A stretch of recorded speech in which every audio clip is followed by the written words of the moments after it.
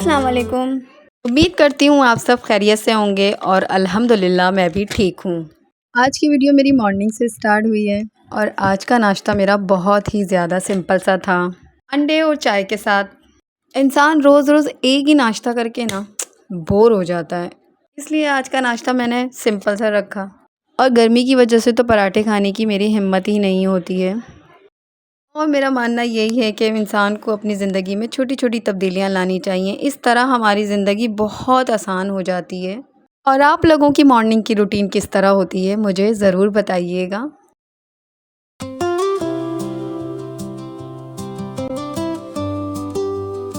आज मेरे साथ एक हादसा हो गया, मगर अल्लाह पाक ने बहुत ज़्यादा करम कर दिया। अगर आपको ये जानना है कि मेरे साथ क्या हुआ है तो वीडियो को एंड तक ज़रूर वॉच करिएगा। आज मुझे अपने दाल के कंटेनर की सफाई करनी थी। पता नहीं इस दाल में क्यों इतने कीड़े हो जा रहे हैं, मेरी तो समझ में नहीं आ रहा। जबकि फ़्रेश दाल डाली थी मैंने। क्या आप लोगों के साथ भी ऐसी होता है, आप लोग फ़्रेश दाल लेकर आते हो और उसमें कीड़े हो जाते हैं? हर पोर्शन में कीड़े नहीं है, बस एक ही पोर्शन में कीड़े हैं जिसमें मैंने दाल डाली है। जबकि मैंने दाल ही फ्रेश डाली है, 1 हफ़्ता हुआ है मुझे दाल डाले हुए, बाकी सारी चीज़ों को तो थोड़ा टाइम हो गया। और वो वाले कीड़े हैं वो जो रेड कलर के होते हैं ना, वो वाले जो चींटी की तरह होते हैं। और 1-2 कीड़े नहीं हैं, दर्जनों के हिसाब से कीड़े हो रहे हैं इसके अंदर।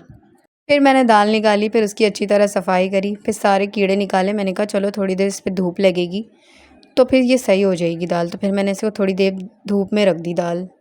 और फिर कंटेनर को मैंने बहुत अच्छी तरह से साफ़ कर दिया था। हो सकता है मेरा जो कंटेनर है ना वो सिंक के बराबर में रखा हुआ है, और सिंक के बराबर में तो ज़ाहिर है नमी होती है। लेकिन फिर मैंने सोचा अगर नमी की वजह से एक पोर्शन में कीड़े हो रहे हैं तो बाकी और पोर्शनों में कीड़े क्यों नहीं हो रहे हैं। बहरहाल ये मसला मुझे समझ में नहीं आ रहा कि आखिर ये मसला क्या है कि इसमें क्यों इतने कीड़े हो रहे हैं।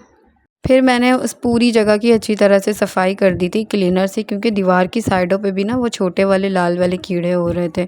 और सिर्फ मेरे कंटेनर में कीड़े नहीं थे, और पीछे की पूरी दीवार की साइड पे भी ना कीड़े हो रहे थे। फिर मैंने बाकी चीज़ों को भी देख लिया, मैंने कहा यहाँ तो कीड़े नहीं हो रहे। तो फिर मैंने बाकी दीवार वगैरह सब ज़्यादा अच्छी तरह से क्लीन कर दिया था। जब मैंने अपने गरम मसाले का बॉक्स खोला तो फिर उसके अंदर भी कीड़े हो रहे थे, तो फिर मैंने उसको भी साफ़ किया और फिर एक साइड पे रखा।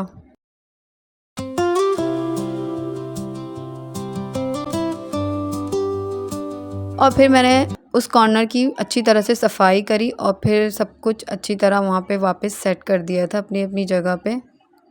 आज मैंने यही सोचा हुआ था कि मैं अपने सारे काम जल्दी जल्दी ख़त्म कर लूँगी, मगर एक के बाद एक काम में इजाफ़ा होता चला जा रहा है।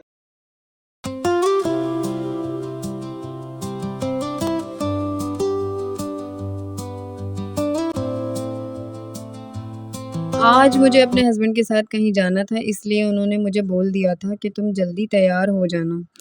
तो फिर क्या ही कर सकते हैं, ये काम भी ज़रूरी था।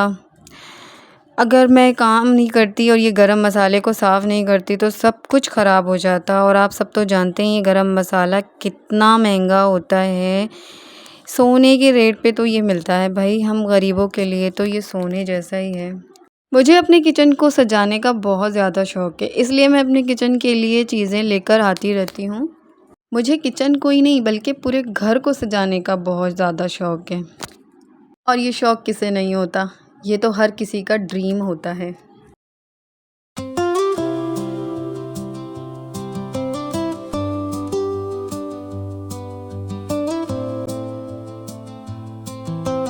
कि वो अपने घरों को अच्छे से अच्छा सजाएं।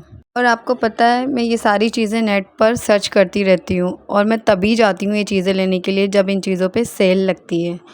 वरना अगर आप आम दिनों में ये चीज़ें लेने चले जाएँ ना तो चीज़ों पे डबल कीमत मिलेगी आपको। कभी कभी मेरे साथ भी ऐसे ही होता है कि कम कीमत वाली चीज़ बहुत ज़्यादा प्राइस में लेकर आ जाती हूँ। और आपको ये स्पून सेट जो नज़र आ रहा है ना, इसे लेने तो मैं खुशी खुशी चली गई थी, मगर बाद में पता चला कि ये मैं महंगा लेकर आ गई थी।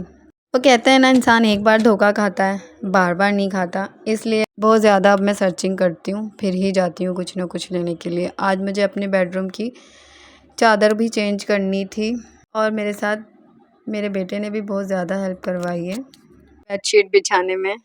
आज मेरा बेटा इसलिए मेरे साथ था क्योंकि उसके भाइयों ने उसे भगा दिया था कि तुम जाओ, तुम हमें बहुत परेशान कर रहे हो।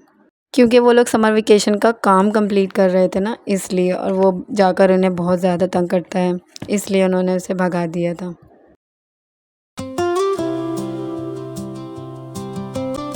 और फिर मैं किचन में आ गई तो मुझे आज तवा कीमा बनाना था। फिर मैंने दही निकाल लिया था। फिर मैंने दही को अच्छी तरह फेंट के फिर एक बाउल में डाल लिया। उसके बाद मैंने तंदूरी मसाला डाला, अदरक लहसुन का पेस्ट डाला, कूटा हुआ भुना हुआ धनिया डाला और फिर उसे बहुत अच्छी तरह से मिक्स कर लिया।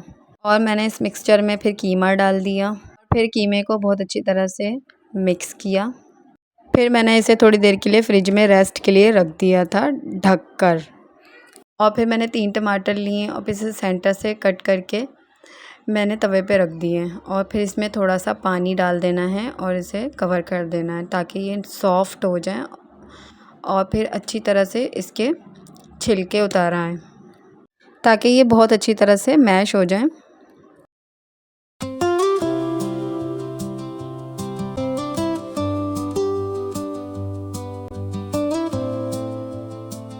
और फिर मैंने तेल डाला इसी टमाटरों के साथ ही, ताकि ये तेल में अच्छी तरह से थोड़े से भुन जाएं, शाइनी शाइनी हो जाए।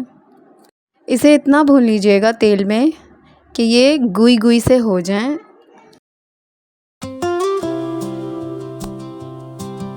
नमक डाला है इसमें, मैंने काली मिर्चें डाली हैं और फिर साबुत ज़ीरा डाला है। जो मैंने कीमा मसाले वाला रेस्ट करने के लिए फ्रिज में रखा था ना, तो वो मैंने तवे में डाल दिया था। यहाँ मेरे बच्चे खेल रहे थे। और फिर आप सब तो जानते ही हैं कि छोटे बच्चों का खेल तो फिर अलग ही होता है। इसके बाद फिर मैंने कीमे को बहुत अच्छी तरह से भून लिया था। उसमें से हींग बिल्कुल भी नहीं आ रही थी और इसमें मैंने फिर कोयले का स्मोक भी दे दिया था।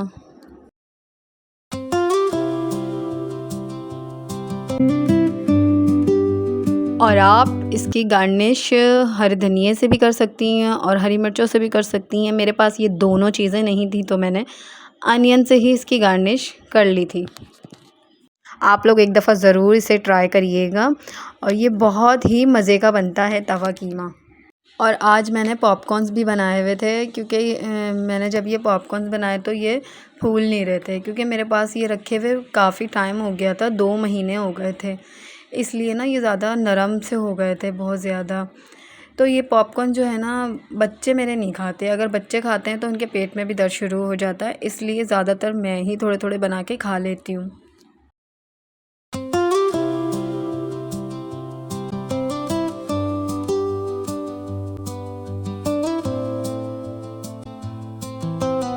मैं बार बार इसे चेक कर रही थी कि ये फूले नहीं फूले, लेकिन ये फूल ही नहीं रहे थे। फिर मैंने इसमें थोड़ा सा तेल डाला। मैंने कहा हो सकता है शायद अब ये फूल जाएं, तो थोड़े बहुत तो फूल गए थे। इतने नहीं फूले थे जितने फूलने चाहिए थे। जैसे भर जाता है ना बिल्कुल पैन, उस तरह भरा नहीं था।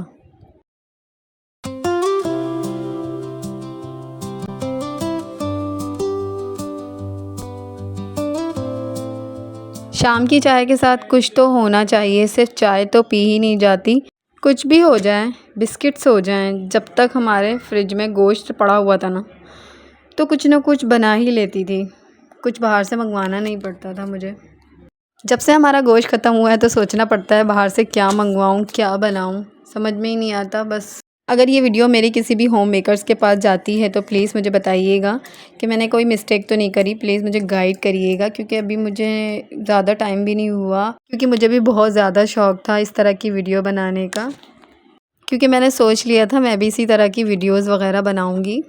अभी मुझे ज़्यादा कुछ इतना पता नहीं है कि क्या बोलना है क्या नहीं बोलना है।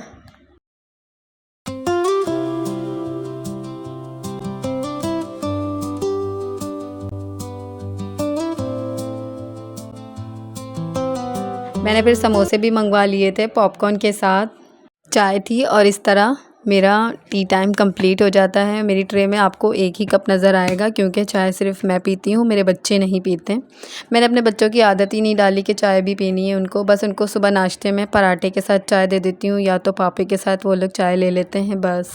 शाम में मैं चाय के साथ इसलिए ये चीज़ें खा लेती हूँ क्योंकि मैं दोपहर में खाना नहीं खाती हूँ, बस सिर्फ नाश्ता करके ही बाकी मेरे सारे काम होते रहते हैं, इसलिए मुझे शाम में भूख लगती है।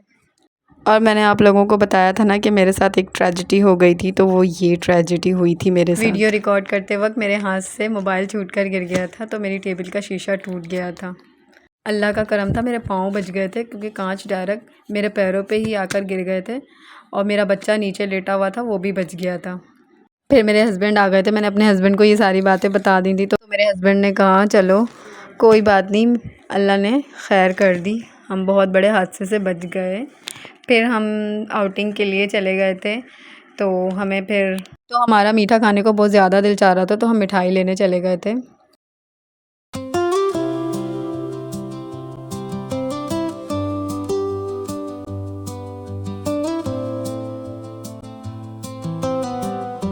हमें शॉप की मिठाई बहुत ज़्यादा पसंद है क्योंकि यहाँ की मिठाइयाँ बहुत मज़े की होती हैं, इसलिए हमें हर बार यहीं आना होता है मिठाई वगैरह लेने के लिए। ज़रूरी नहीं यहाँ पे सिर्फ मिठाई मिलती है, बाकी हर कुछ यहाँ हर चीज़ मिलती है, केक वगैरह हर कुछ। अगर हमारे घर में किसी की बर्थडे वगैरह हो तो हम यहीं से केक ले जाते हैं, कहीं दावत वगैरह में जाना हो तो हम मिठाइयाँ भी यहीं से ही लेकर जाते हैं।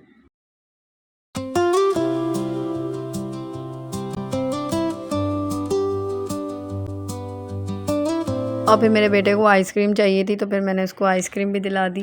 मेरे हस्बैंड तो यही कहते हैं कि इंसान जॉब से थका हारा आता है और फिर ताज़ी हवा ना मिले तो क्या ही फ़ायदा, इसलिए हम ताज़ी हवा खाने के लिए एक छोटी सी आउटिंग पे बाहर निकल जाते हैं।